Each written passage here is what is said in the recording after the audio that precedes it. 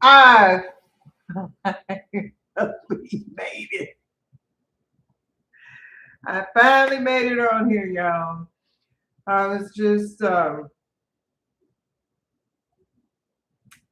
trying to get it together so I could get on here. So this is I am a Southern woman here living in Louisiana, and my ancestry includes ethnicity from the Yoruba civilization.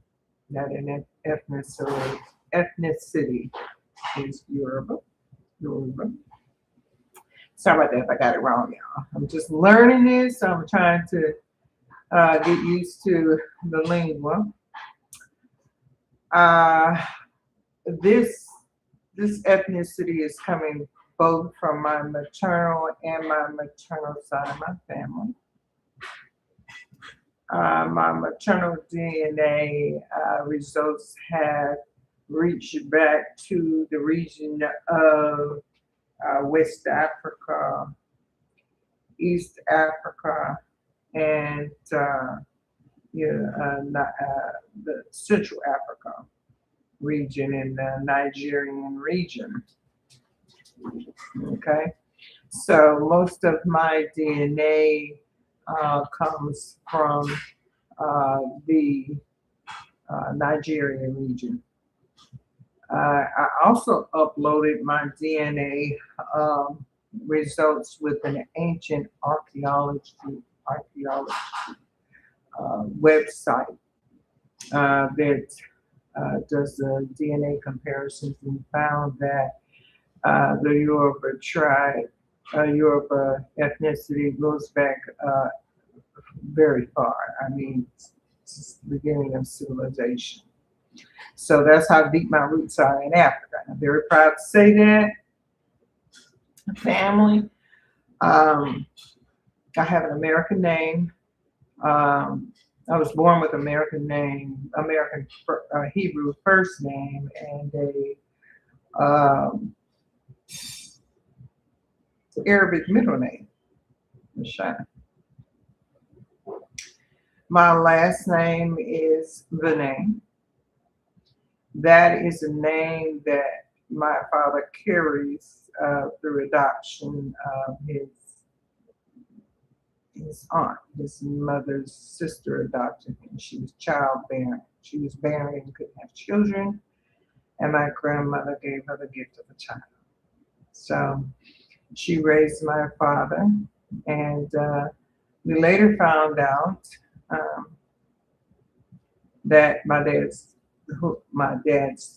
biological father, whom he never got the chance to meet, he um, was French.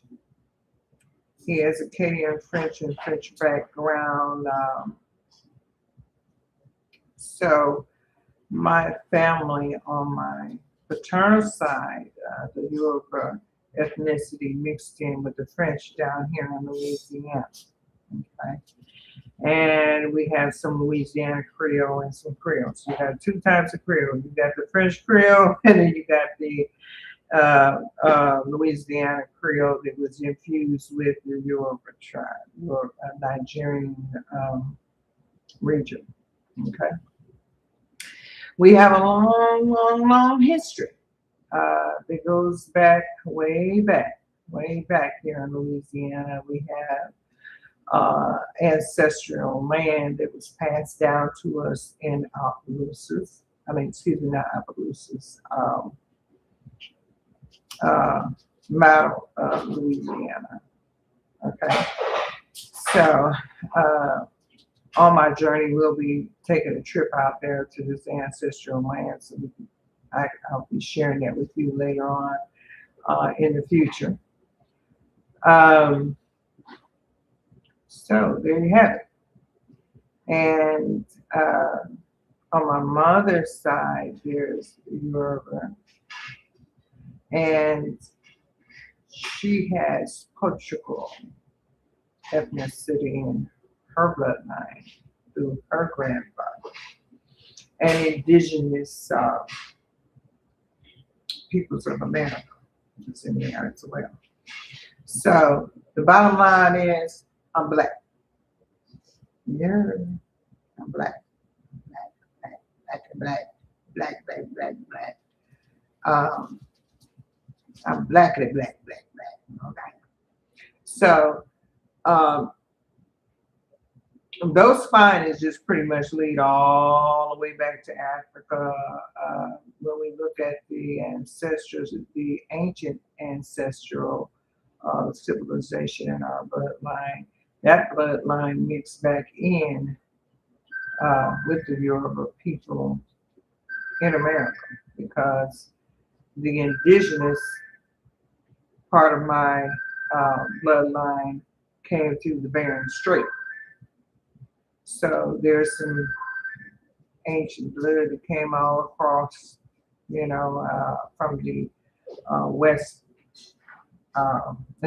East African civilizations off in that area. Also,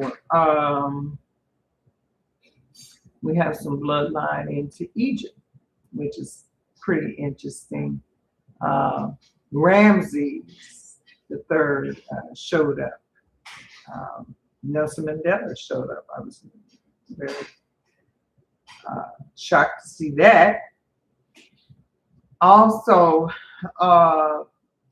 we found 8 relatives that are close in the bloodline that were enslaved, brought from Nigeria, and they came from they had the Yoruba ethnicities. There was 8 family members, and they were all male. One of which is the first grandfather coming from our maternal side, and he estimated to be about 16 years old. So he was just a child, teenager when he came here. And our bloodline, direct line is through him. And they all were enslaved in 1810 in Maryland. So my hypothetical guess is that they came through the Carolinas because that was an import area where enslaved people were imported. And they were enslaved in Maryland. And I'm curious to know, and I have to dig deeper.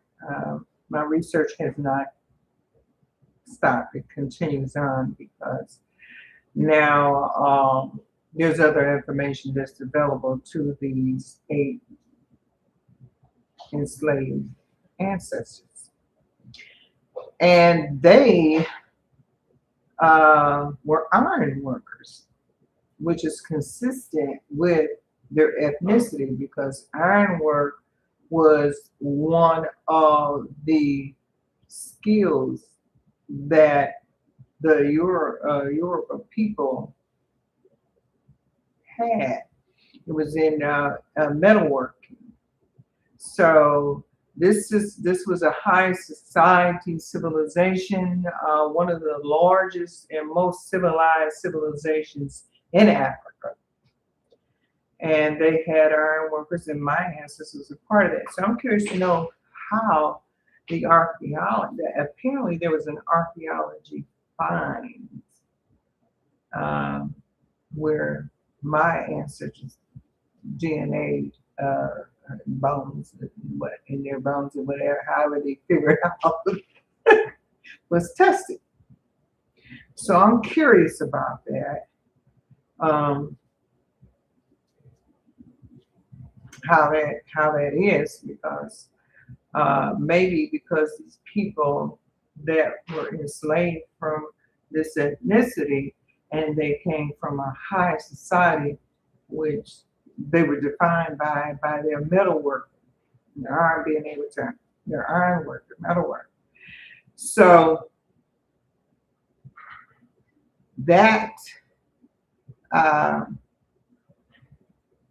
it's very interesting. So today is my Southern Louisiana woman introduction. Okay. So now let's talk about how I came to be in Louisiana. I am originally from um, Palo Alto, California. I was born in San Mateo. That's the Bay Area. And when I was a little girl, I came up during the time of Black empowerment movement with the Black Panthers. And when I was a little girl, I remember I wore an afro a lot. Everybody in the Bay Area, I was a little girl. I was just a little thing there, and I used to do my fist like this, and we used to walk around and we used to go Black Power, and I'd be little and I'd be going Black Power, Black Power. So that environment, and I was born in the '60s. I was born in 1966. So during those times, the culture and what was happening in the world around me influenced me a lot. Um, I grew up with uh, to be proud to be Black, and everything I drew was Black. The sun was Black, the house was Black, mom was Black, the kids was Black, and I had that black crayon. The grass was Black, the house was Black. I was proud to be Black, and it showed. The teacher was concerned that I was drawing everything Black. But at that time, we had moved to the Midwest, it's up north, which is pretty, they still had hanging gowns hanging when we moved up there. So she was concerned. She went, wow, color everything Black. And that's because I came from the Bay Area. In the Bay Area, we had the Black Panthers, and everybody was hollering Black Panther. We was proud to be Black. So that was my way of saying I'm proud to be Black. A little bit more, I'm just kind of walking you through my background because I want to shape this channel. I thought I wanted this channel I was going in one direction, just really comedy at first. And as the world around me has been changing so fast, and I found out this new information in my bloodline, and I said, well, I think I better change the direction of this channel. So I welcome you on my journey. But let's get back to what we were talking about. So my parents moved from the Bay Area and relocated us to Des Moines, Iowa, where they still had hanging gowns. Okay. Now,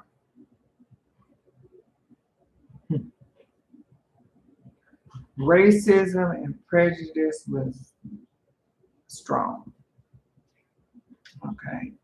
I didn't understand what was going on because my mom never taught me about things like that. But as I experienced racism and prejudice, then she started to explain to me on a level I could understand as a kid. So we moved from that area and traveled back to California. And we moved to the Bay Area. And then we migrated to Fresno, California, following our grandparents. We first migrated to Carruthers, California. Then my mom moved out of her parents' house and we moved over to uh, Fresno, California. Now we all make fun. We call it Mississippi, Fresno.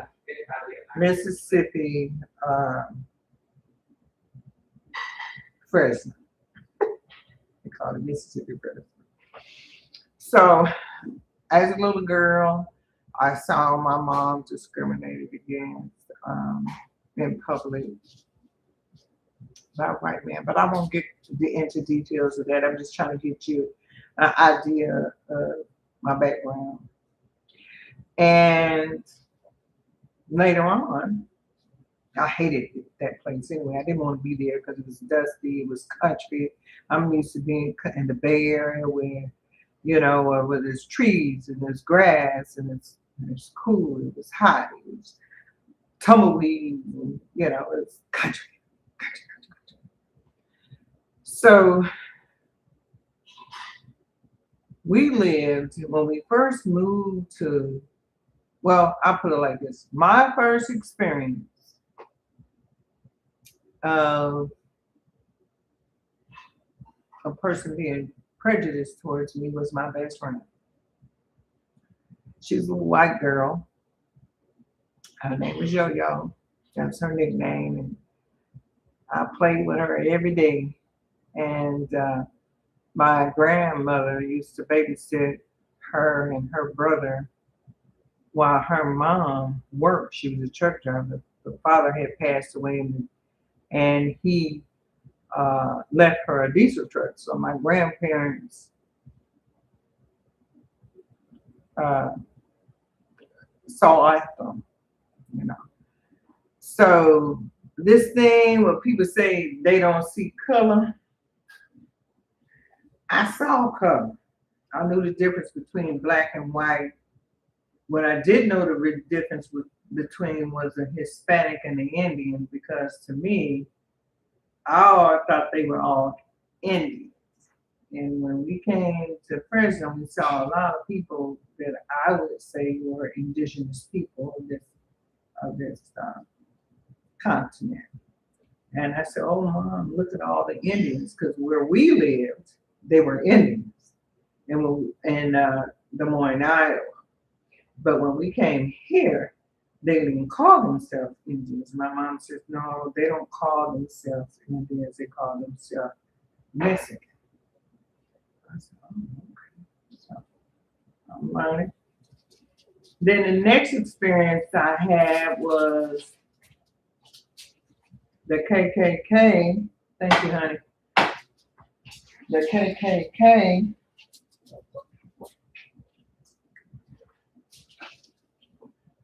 marching down Tulare Avenue Street in Fresno, California, with their hoods on. They had a Klan festival every year where they walked down. They marched, excuse me, I apologize. They marched, hundreds of them, and they would march and have a festival in the downtown area. And nobody black could go there. I remember Mom saying we couldn't go downtown because the KKK was down there. We would watch them on TV. They'd be just a marching. The other experience I had was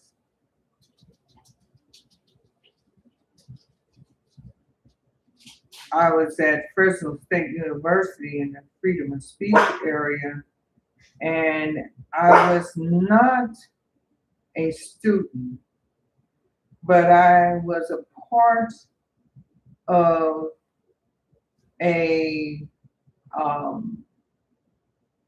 program. Some Fresno State students had came to my school, Lincoln Elementary School, and they worked with us with acting, African dance, drama, that kind of thing. And I was in a play and whatnot. And so anyway, we did this play in this performance at Fresno State University. And while we were there, us group of kids, and of course we had adults with us as well. We all were in the freedom. I remember being in the freedom speech area, and there was KKK lined up and on a stage. And they had their hoods and their garments on. And to mind you, I'm just a little girl. I think maybe I was in about fourth, fifth grade. So they took off their hoods. I remember clear as day as today. I never forgot it. I carried that with me, and I'm 60 years old here next week sometime, or next weekend sometime. And I still remember it like it happened yesterday. They took the hoods off, and they said, we don't have to kill y'all no more because we trained you well enough to kill yourself. And they took all their hoods off. I never forgot that. And at that moment, I never seen a KKK in Fresno again with a hood on. But they were still prevalent. They were still, the presence was still there.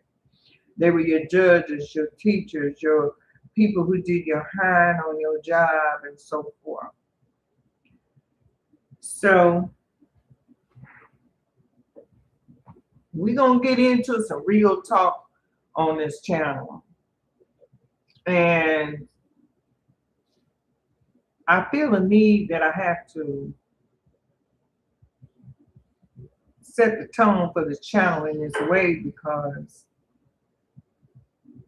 I realize that we have a generation of African Americans who truly are not aware of these things and don't realize how close it is to your back door.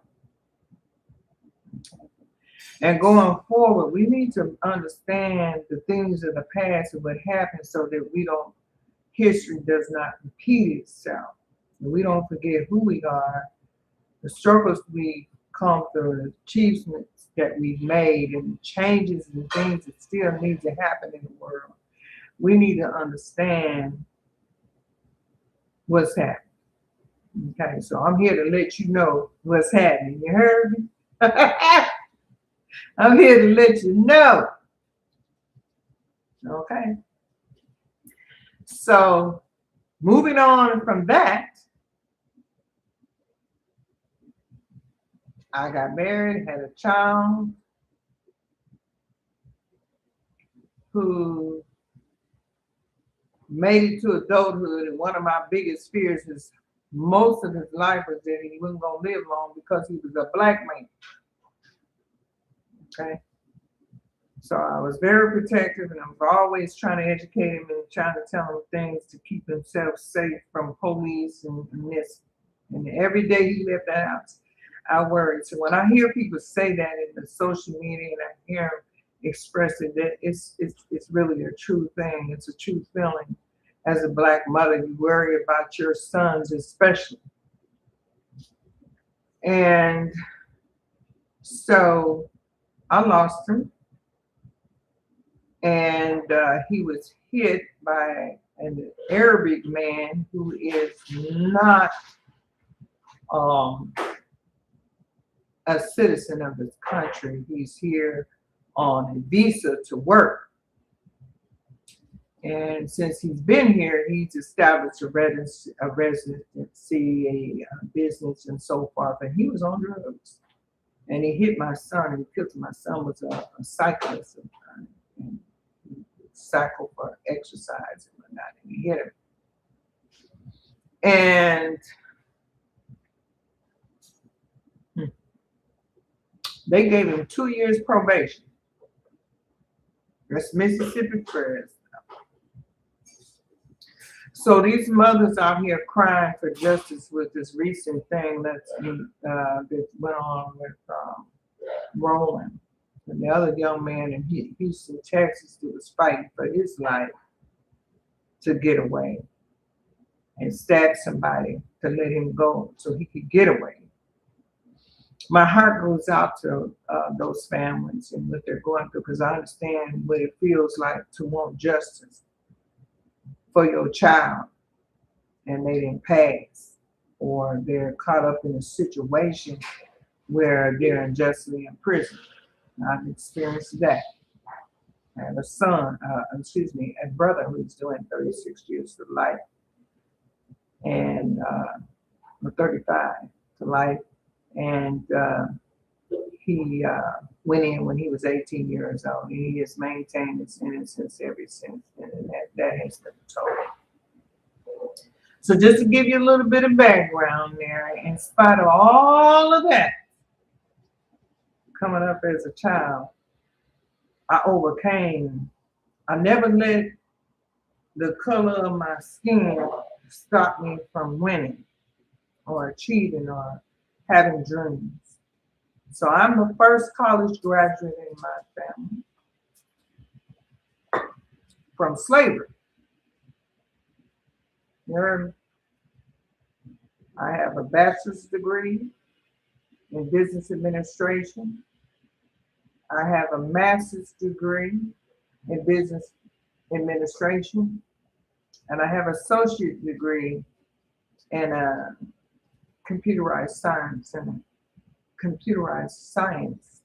and accounting. And I was a young mother, a teenage mother. I'm not ashamed to tell you. I just keep it real with you. I was 16 when I had my son. And I never gave up. I kept on going to school. I finished high school. I finished college.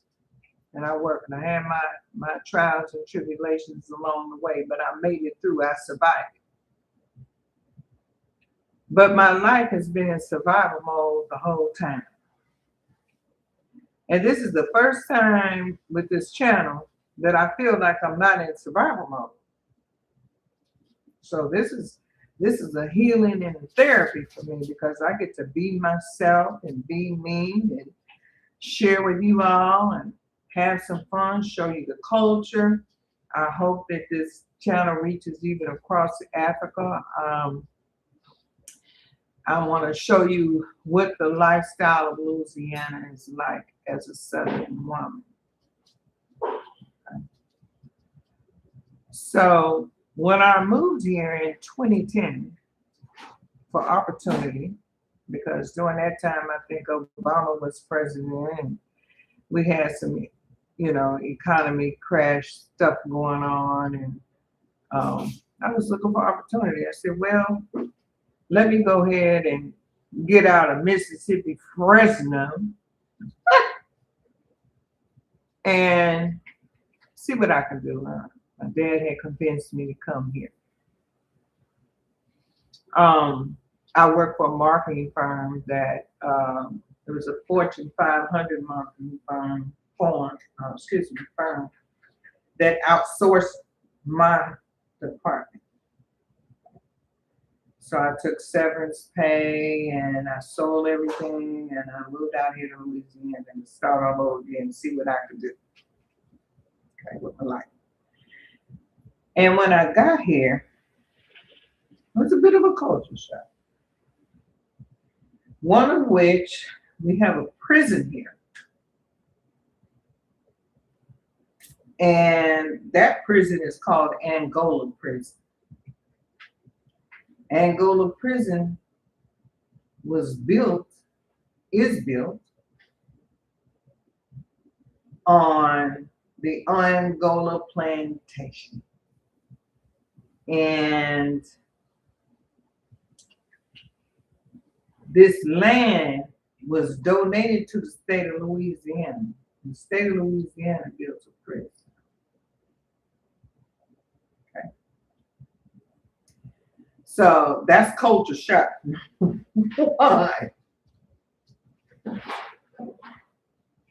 So rings consistent with the African American studies that I did in California when we talked about the pipeline to prison and from the field to prison. That's a message that they have for us down here in the South, saying, nigga, stay in your place. That keeps supposed to keep you in your place, letting you know that this is the future that we have. You don't get in line. Okay. So they got people of all ethnic backgrounds in there, but the predominantly enough population is in there, pretty much. So that was a culture shock. Then the next one was when I found out by socializing with a neighbor of mine who was a social worker.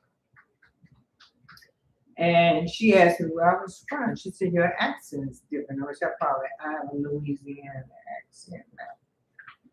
Because I've been here for over 16 years, so I picked up the dialect, and I don't care how I try to get rid of it, it's there. So she said, well, you know, they still have African people living on plantations here. What is a plantation? Well, it's a farm, but they have farmland and they, you know, they grow agriculture, do agriculture thing. So she said, and when we find them, my job is to find them and remove them off the land because it's not healthy. And I'm pretty sure in New York, East Coast of America, Midwest, and the West Coast, most of us African Americans did not know that. I sure didn't know it was going on. And so that was a culture shock. And then I worked with a young Black woman who was on one of those plantations. And she shared with me that she wanted to visit her mother's gravesite. And she hadn't been there in years. And then when she was a little girl, her family was still living on plantations where her ancestors lived there for generations and generations, and they were still on that plantation. And she said that they all lived in slave cabins, and that after slavery was abolished, that they allowed them to live there and have they didn't pay rent or lights or anything like that, but they still lived there on that plantation. She said eventually they had to move off. Her mother had died when she was young, and she was on that plantation with her family. There was generations of them on that plantation. And so she wanted to go visit. I said, well, why don't you go out there? So she went out there, and the descendants of those slave owners that owned that plantation sold it to a energy plant here in Louisiana, and they had gated it all, put chain link fence all around it, and those African slaves and her mama, they had a graveyard out there with all the slaves that they had that died on that land was buried at, including her mama. And all she could do was look from the chain link fence at the gate.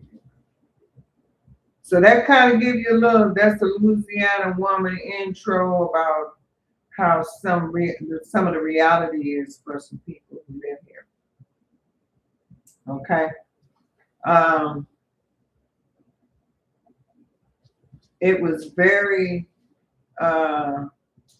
shocking to know that a lot of the African history and traditions and food from um,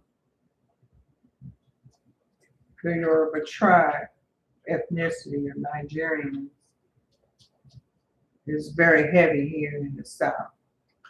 It is mixed in with the French and the Creole. Okay. So my dad's family is from here. And they have a long history. I have some family on my mother's side. We come to find out who lives down here as well. Not many of them, but very, very small handful, maybe two handfuls.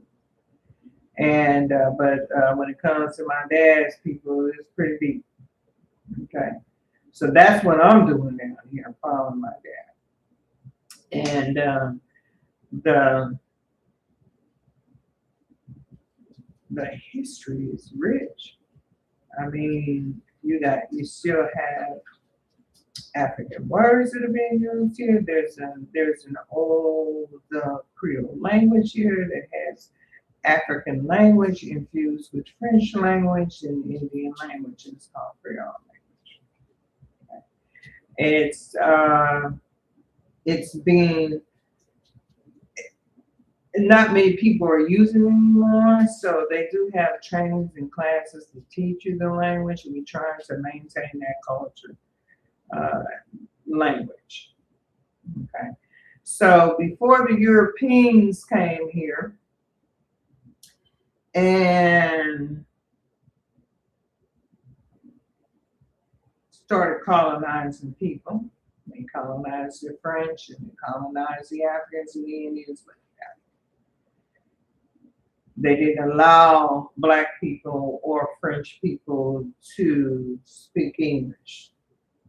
So not only were they prejudiced and racist towards African people, they were prejudiced and racist towards the indigenous people and the French people.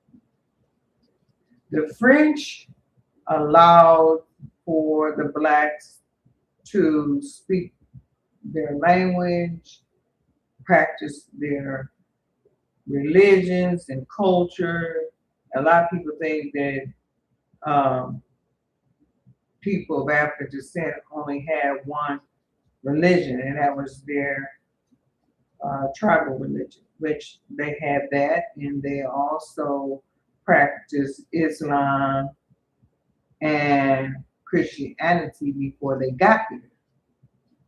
So it's very easy for them to accept Christianity here because it was similar to what they were already doing in their cultures before they got here. So we've been given a false narrative.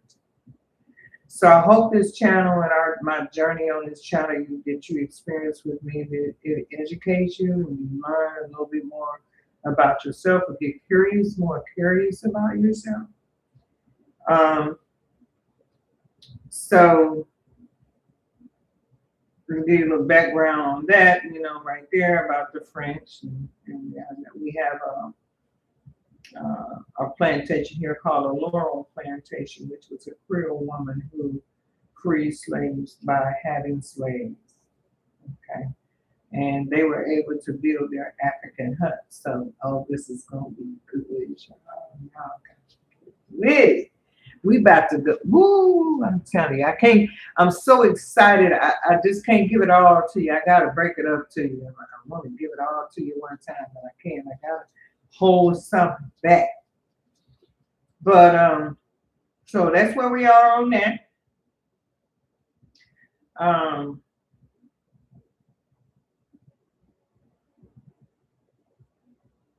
We're gonna get off into the culture, the foods, the culture. We're gonna go check out some festivals. We're gonna go to some museums. I'm gonna show y'all some stuff. Okay. I want to tell you. Okay. So I most definitely, I know y'all probably say, well, she kind of like, it don't matter. You got light, dark, brown, all kinds of hues of Black people. And that's another culture shock for me. I went to the After Five. It's a little thing we had downtown. It's called the After Five. You go down there and they got all kinds of culture, music, and food and stuff like that. We love to eat down here. And I saw the most beautiful sight I ever seen in my life. I can't, it's priceless.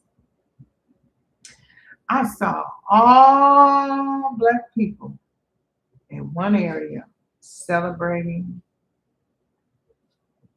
dancing,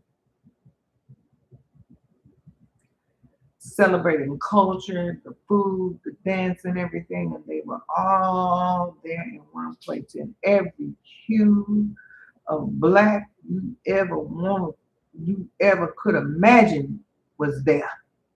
I've never seen nothing like it in my life. It was so beautiful. It was the most beautiful thing. All kinds of shades of black people, from the darkest down to the lightest.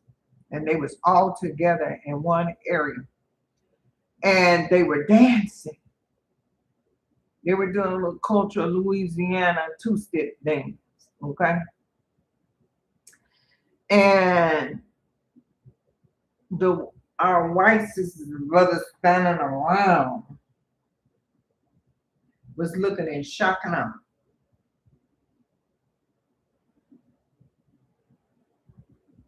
It was like, beautiful those people are. Look at their skin and their color and all these different hair textures they had all in one spot. Undeniable, unapologetically there. Here. So there we have it. Okay. I worked at Louisiana State University several years, and I retired. And I love it. I have just scraped the surface of Louisiana, and so we're gonna do some traveling on this channel, and I'm gonna let you see some things. Okay. So I don't see very many people in. Maybe they're looking and they're just not hitting the like button, but I'd appreciate it if you see me live that you like, subscribe, and share my channel. Encourage me. I need some encouragement. I need to know y'all want to hear this stuff. I need to know if I'm telling you, informing you, or with some information that's useful to you. If you want to travel to this area, or if you want to try the food, but I need your encouragement. Okay, so let's keep it going. It takes time to do these videos. It's a lot of hard work. They got all these different apps and stuff that's supposed to help you, and I'm looking at it, I'm like, okay, we ain't gonna use that one because that one don't do what it says it's gonna do. So you are going through some growing pains with me. So I'm just surreal, baby. I'm just upfront, natural, and it's just me. This is how it is. So you can see me from the beginning. Okay, watch me grow, and as I grow, we gonna grow right on out of America over into Africa and travel over there. So we're gonna trace this bloodline that I have all the way back to Africa. And my dream is to visit all of those regions where my bloodline leads. And we're gonna taste the food, we're gonna experience the culture. Another thing that was shocking to me, y'all. Burkina Faso, Mali, Ghana. That's the West African part. And then you got your Central African part. So we're gonna be all over. We're gonna be some places almost nearly all over the whole entire of Africa. And then the Horn of Africa, which is over there by Tanzania, Kenya, Zimbabwe, and so forth. So I hope you enjoyed this live. I hope it was information. I hope you got a chance to get to know me. I do. Would you like to meet my baby replacement? Where you at, Sparkle? Come say hello. Oh, she's right there. She right at my foot. She loves me. She's been outside. You want to say hi to everybody? Hey, honey bun. Yeah, you're gonna see my baby every now and then. That's another thing. Louisiana, Southern women, we love us a Yorkie. Okay, Yorkies and poodles. Give me a kiss. Mhm. Somebody see my tacos over here. That's what that is. I'm having tacos today. I didn't cook. So we fighting. What we doing? You want to tell YouTube hello? So I put a little short up there, and I know some of y'all like that. Boy, this is my baby, y'all. For real. This is my baby for real. But yeah, we love Yorkies. It's very popular in this area. I don't know why, but she's a handful. But I love her. That's mama's baby. Yeah, mama's baby. Baby, you want to take your leash off? She been outside, yeah. So we're gonna cut up. Oh, she don't want to take it off. Can we quit having an attitude? Just calm down, calm down. Anyway, until next time, y'all stay tuned. Make sure I'm going to be making some updates on this page. I'm working on changing the title of it and working on the description of what this page is about, where it leads to. So please bear with me. As far as I want to tell y'all, see down here in Louisiana, it's hot. You probably see one of my videos talking about how hot it is. So I wear little light things. You know, if you down there, you light. I got the head tied up because I just flat ironing and I'm trying to keep my ends covered so it don't revert back too soon. But trust me, I don't mind rocking no afro. And another thing down here in Louisiana South, when it comes to that hair, we wear our stuff natural. Now we have some protective styles where they wearing these wigs and stuff, but I tell you, you know what, y'all take them damn wigs off. It's hot shit. Why you gotta have all that hot hair all upside your head? I went to work, I had a wig on, and I told my boss, I said, you know what, it's so damn hot. I'm supposed to snatch this wig off. And you know what? The next day, my scalp was breathing.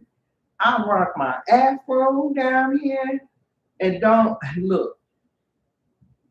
If you got a problem with my kink and curl, look another way. Because look, I am tired of trying to fit into white America's what beauty is. If it curl up, kink up, coil up, oh well. That's what it's supposed to do. That's what God made it to do. So I do love braiding my hair. But these wigs, taking your hair out, scalp not breathing, messing with your edges, all kind of stuff. So I'm not trying to, I'm all natural, y'all. I don't put perms or anything in my hair. But when I moved here, I feel more comfortable. You know, there's women who wear wigs and protective styles, and just like they do in California. But in California, we don't feel comfortable about wearing an afro or natural hair. Okay. When my son came down here and seen all these black women wearing their hair natural, he said, why don't they put a comb to it? I said, wait a minute, hold on, boy. Hey. I said, but the problem is, I said, you used to seeing them girls in California slapping all the wigs on their head. Okay. So that's the way our hair look. You he went used to seeing how a black woman's hair looked.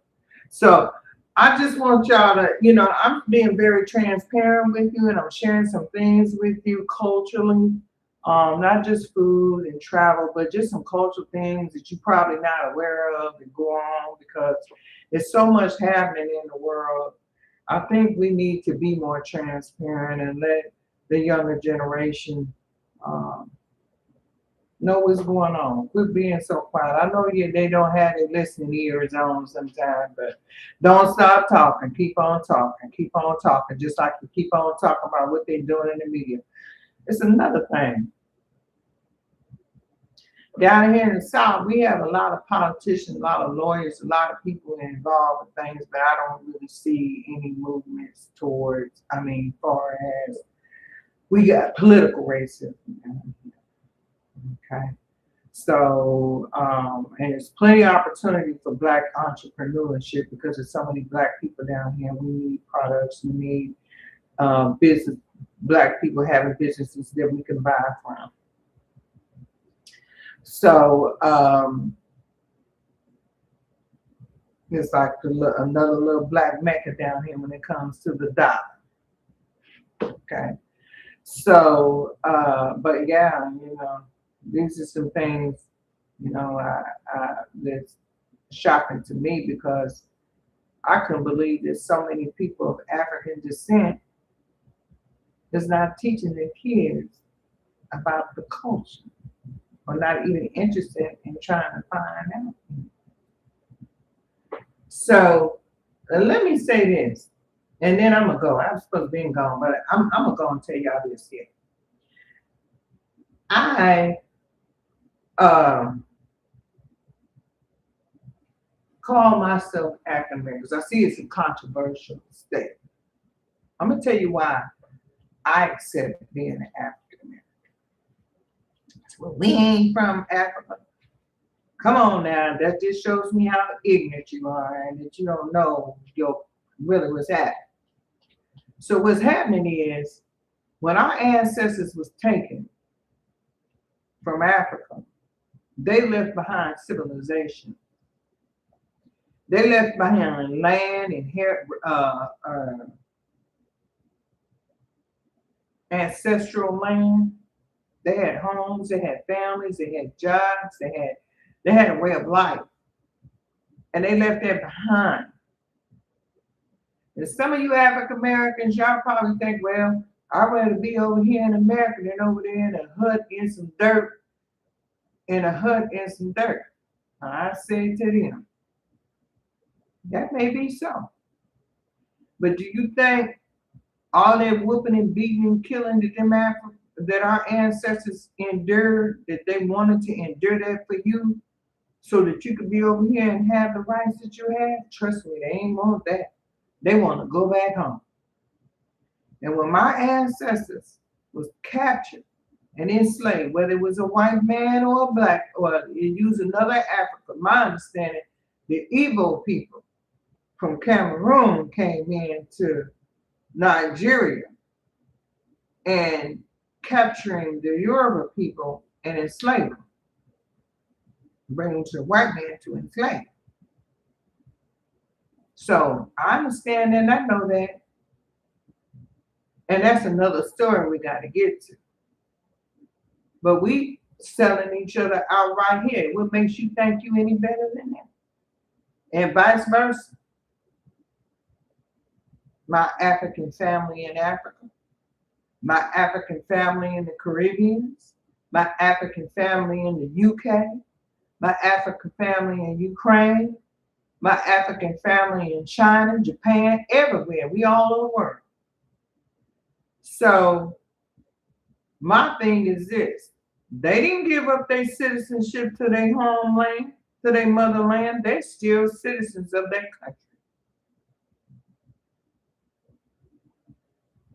And although we're not born in that country, we still have citizenship of that country, whether anybody want to talk, anybody talking about that. We're still citizens of that country because our ancestors didn't give up their homeland, their citizenship through them. That's what makes me an African American. I will not forget. I will remember my ancestors. I will honor my ancestors that was enslaved and brought over here against their will. And one day I'm going to go back home. When they didn't get a chance to get there, I'm going to go back home for them. So I am proud to be of African descent. Okay? I am proud to have heritage in Nigeria. I am proud to come down to be Yoruba. So, and I'm American Europe. Okay? So, if I had it my way, I'd leave here today. And trust me, I'm working on it. So, that's why I consider myself African American. That's my opinion. Because what I'm telling you is that I have dual citizenship. And I stand on that. Because my ancestors did not come here with their free will. They were enslaved, captured, kidnapped from their families, their moms, their dads, or whatever. And they came here and they wanted to go home. And couldn't. And they had to survive a day, survive to fight another day. Okay? So, we right now, this is an awakening. I agree with the young people that are speaking out. Yes, it is an awakening. My first awakening was when I looked up at the wall. My grandmother had white Jesus hanging on the wall with blonde hair, blue eyes. And I'm looking at white Jesus and I asked my grandma, how come he ain't black? You know how old I was? 6. No, I take it back. I was 8. And I was asking my grandmother, how come Jesus ain't black? And why is we praying to a white man? I was 8 years old. So they're pretty much coming out of, like I said, my upbringing from the Bay Area, and my mom taught me about Black history when I was a kid. We had Black history books in the house. She gave me what she could. So I wanted to know why we was praying to a white Jesus. Why his eyes was blue and white? Because I couldn't understand why we praying to a white Jesus when the white folks is the reason is doing all this stuff to us. So, there we go. All right, there we go. So I look at here. You see this, huh? You on the show too, Ma? You want to be on the show too while I talk? Okay. Now that's my favorite. Yeah. Okay. Oh, okay. No kissing. Cause she kissed too much, y'all. She want to kiss y'all in the mouth. Okay, that's enough nose kissing. Go on now, if I put you down. You want to get down? You do. You do. You want to get down? Now, Julia, you want to get down? Okay. But anyway, yeah, that's why I call myself an African American. Come on, you go ahead and run around. And it's because my ancestors didn't give up their citizenship. And I honor that and I respect that. And as far as I'm concerned, y'all need to respect the game. You heard me? Because that's like spitting on their grave. Ain't no way I turn my back on my bloodline because of somebody's ignorance. So, peace out. Y'all have a good evening and stay tuned for some more videos. They're coming.